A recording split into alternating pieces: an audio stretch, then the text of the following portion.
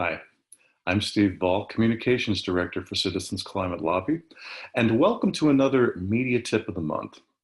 In this episode, we're going to talk about being nonpartisan in our letters to the editor. First of all, why are we talking about this? As most CCL volunteers know, one of our core values as an organization is to be nonpartisan.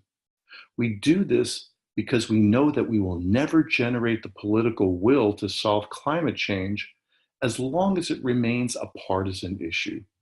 This is why we pushed to form the Bipartisan Climate Solutions Caucus, so that Republicans and Democrats could come together in a judgment-free zone and have the constructive dialogue about how we can solve this problem. Lately, however, we're starting to see a number of letters to the editor that strike a decidedly partisan tone, the kind of tone that maintains or increases the ideological divide in our country. We don't want to do that.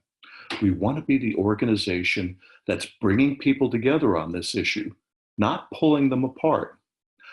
I want to acknowledge that this is a difficult time to be nonpartisan. It's hard to remember a time in our recent history when our nation has been more bitterly divided. But we have to go the extra mile on this. I'm going to show a couple of examples from recent letters to the editor.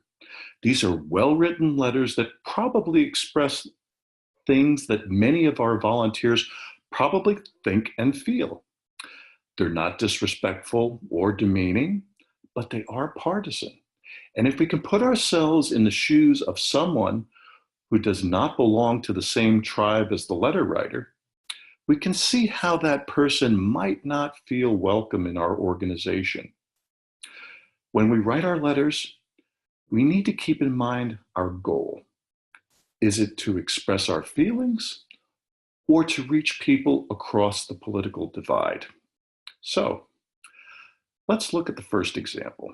Unless we take clear, decisive action, the Republican Party will continue to move us away from dealing with this pressing issue. Unless we show we still have the power through the vote, they will continue to disregard the desire of the majority and instead please the industries that support the party through large financial contributions. Okay, so put yourself in the shoes of someone who identifies as a Republican. Reading this, you would probably see this as an attack on you personally. Even if that person thinks we should be doing something about climate change, this statement will not motivate them to take action with us. Let's look at the next example.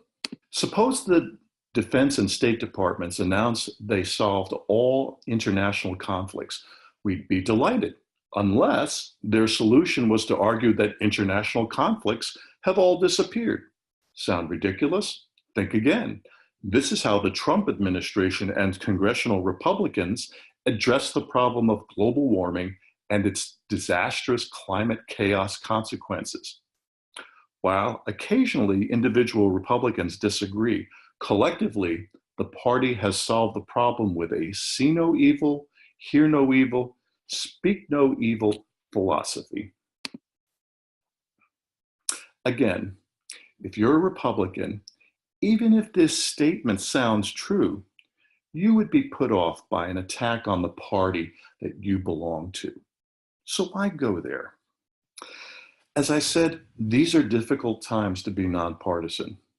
But we're the ones who have to bridge that partisan divide. The folks who wrote these letters were absolutely right about the things that they were saying. But as I tell new volunteers all the time, you have to let go of being right if you want to make a difference.